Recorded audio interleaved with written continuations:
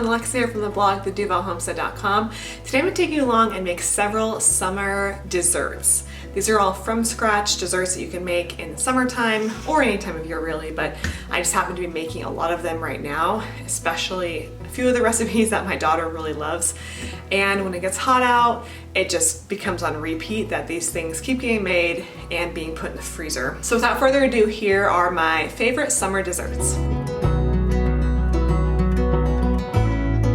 I'm going to be making an einkorn sourdough pie, probably an apple pie, and I'm going to be freezing this apple pie to eat after I give birth, which should be in a couple of months. I'm starting to do a little bit of freezer meal prep for that because when I gave birth the first time, I did a bunch of meal prep like the week before I gave birth, and it was amazing to have full meals, desserts, snacks, everything already in the freezer. And since we have a toddler, it's even more important now, I think, to do that. And I have even less time now, so I'm going to get started earlier than 38 weeks pregnant because I want to make sure I don't miss it. So I'm going to be freezing the pie. So the einkorn sourdough pie crust is going to be long fermented. So I'm going to grab my sourdough starter. This is my trusted sourdough starter. It's been sitting all day, it's fed, it's ready to go. I'm actually making bread at the same time. And I'm going to combine this with butter, flour, salt, and honey. I'm going to grate the butter, and I think I put it in the freezer. If not, it's in the fridge. I'm gonna keep it very cold and grate that butter and then mix it all together with my hands until a dough forms. Then I will let that sit and make my pie tomorrow. So after I mix all those ingredients, I'm just gonna place a towel over the bowl and let it ferment on the counter for about 4 hours. This is just to let the sourdough starter do its magic, get all that good bacteria kind of growing and the yeast cultivating. Later tonight, because we're going to my parents' house for dinner right now, so after we get back, I'm gonna cut this in half and wrap each one with plastic and let it sit in the fridge. Now, it's important to loosely wrap this because it will want to grow a little bit more since it's sourdough.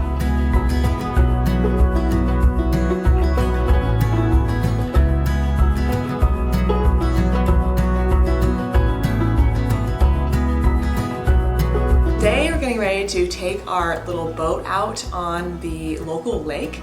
There's a really nice swimming area and the water is finally warm. So we're gonna take the boats out and swim. And so I had to get up a little early this morning on a Sunday morning today to get these popsicles done because I don't like when I don't have any, because my daughter, who is 2 years old, always asks for popsicles. And if I don't have any, then I don't have any, and it's always very disappointing for her. So I need to get these made up as soon as possible. So luckily they're very easy to make. So I'm gonna quickly whip them up and show you. I have a full recipe for this and it should be on the blog by the time this video comes out. So I'll link it below.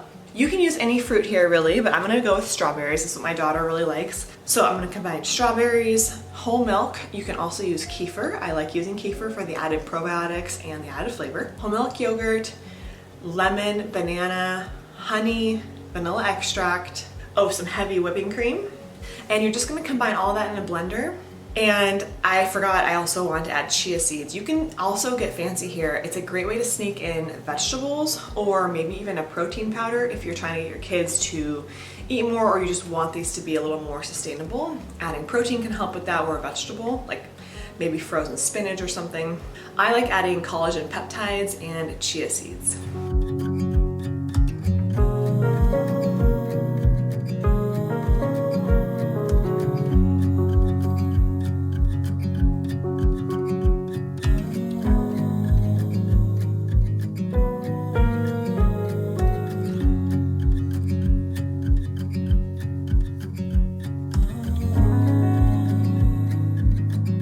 Then I just pour them into the popsicle molds and put them in the freezer. I find it takes at least about 6 hours, maybe even 4, but a while. I have tried to open these early as I've had a very anxious popsicle eater in the house and it does not work. So you do need to let them sit. Overnight is always best.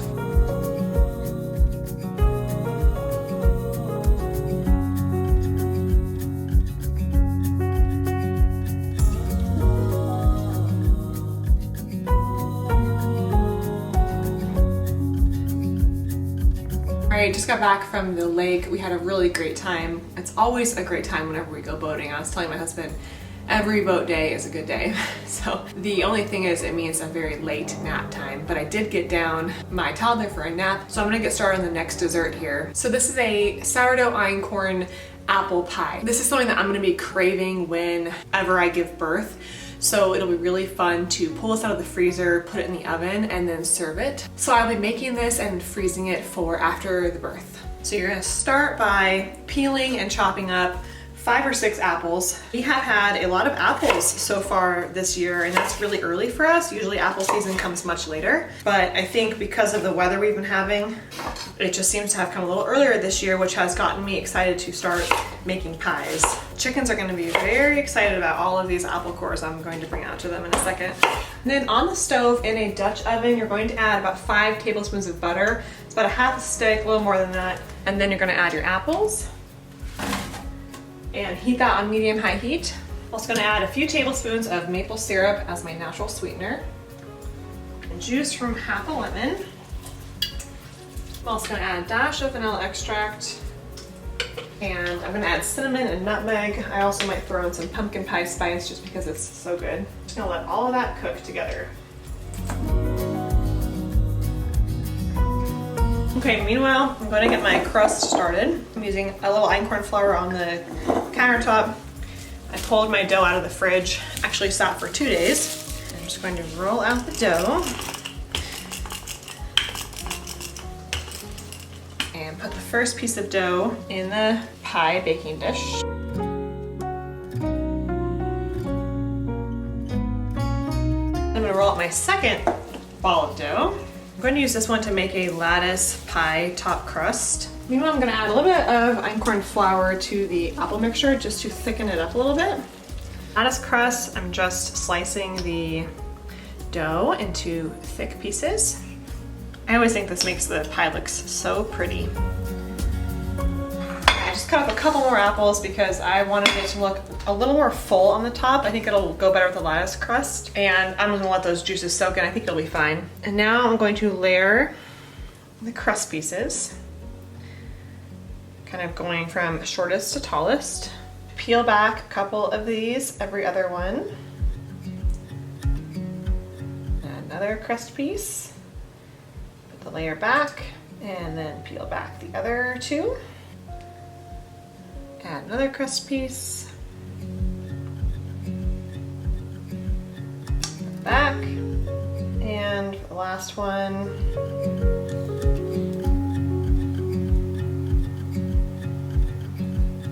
Perfect. Now I'm going to create kind of an edge around the whole thing by taking some of my excess dough and rolling that out into a long strip here.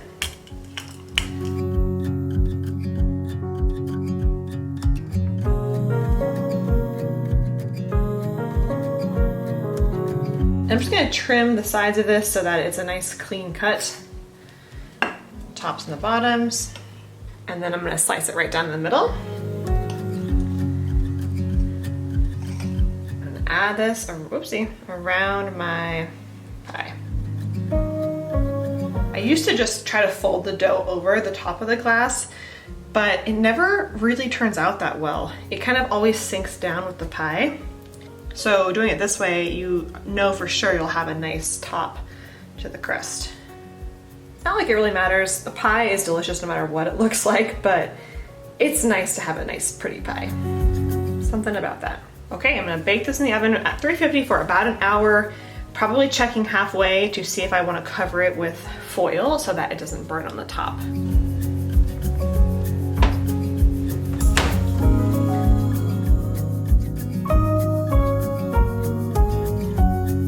Okay, today we're gonna make homemade ice cream. I'm gonna be making an ice cream cake for my daughter's birthday tomorrow.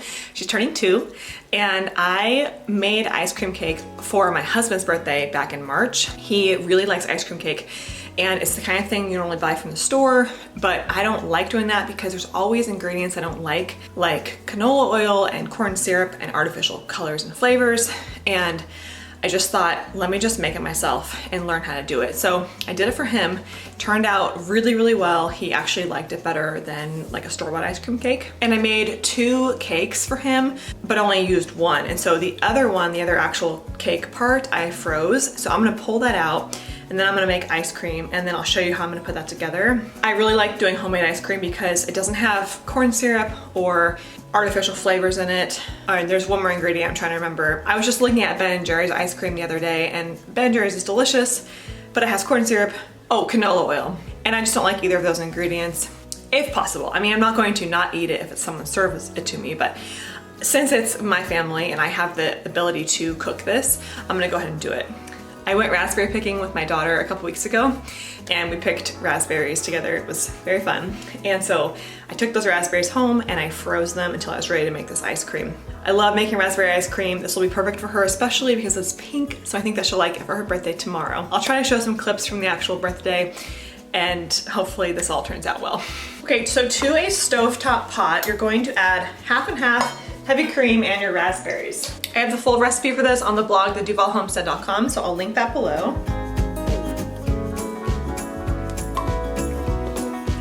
This is the half and half. And 3 cups fresh or frozen raspberries.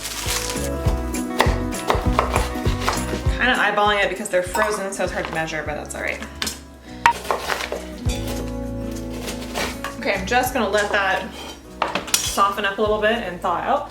And meanwhile, I'm going to crack 5 egg yolks using a nice farm fresh egg here. I know where these chickens are coming from, or they're either my own chickens. Okay, so I just took this off the heat. So you don't want this to boil or anything, you just are trying to loosen up the ingredients. Then you're gonna add your eggs, egg yolks, and slowly incorporate those. You are gonna mix all this with an immersion blender in just a second.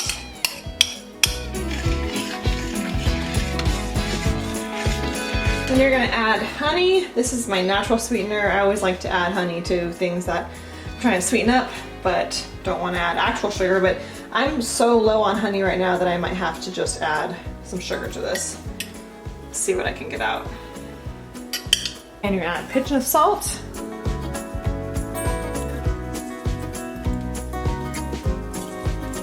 And about a teaspoon of vanilla extract. And I'm gonna use an immersion blender to combine all this. This will just make it really nice and smooth. One of my favorite tools in the kitchen is this immersion blender. If you don't have one, I suggest you get one. I'll link this one below, but I use it for a lot of purees, soups, ice cream, that kind of thing. And you're just gonna take this mixture and put it in the fridge for a couple hours to cool it down, and then we'll put it in the ice cream maker. The next day, I'm going to add my mixture to my ice cream maker. Now what's important about this is that you freeze the ice cream bowl ahead of time. So it looks like this. I just pulled it out of the freezer. And I'm gonna go ahead and add the mixture, turn it on, and watch the magic happen. Oops, that was upside down. There you go.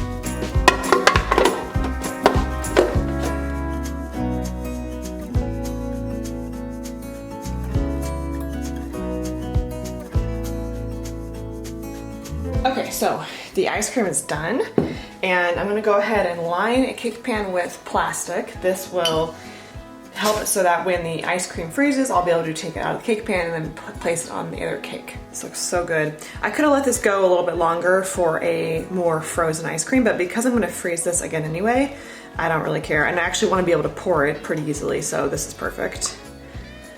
I love that this is pink. It's just perfect for a little 2-year-old girl's birthday party.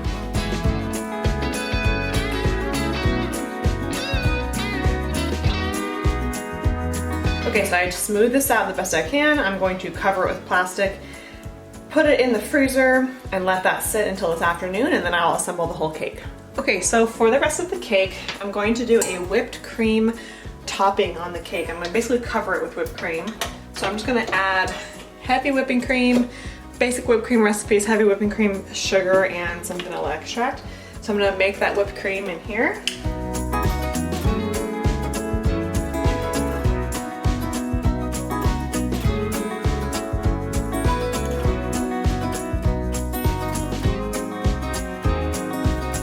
So that looks pretty good, all nice and spreadable. I'll be able to spread that really well. And now I'm gonna get the cake and the ice cream cake from the freezer. Now you do have to work fairly quickly here because everything is cold.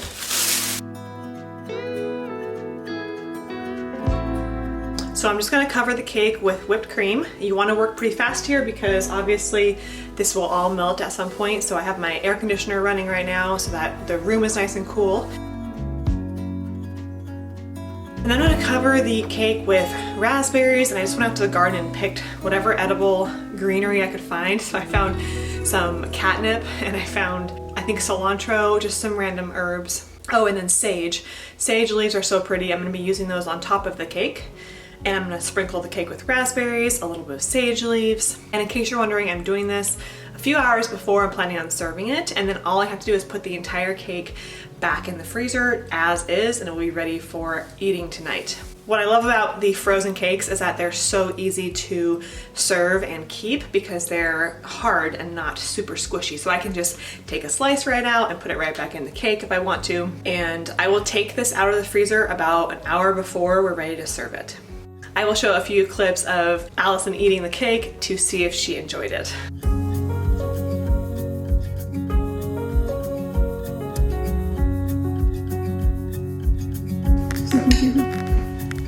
Cake. Oh wow, that's a... Happy birthday!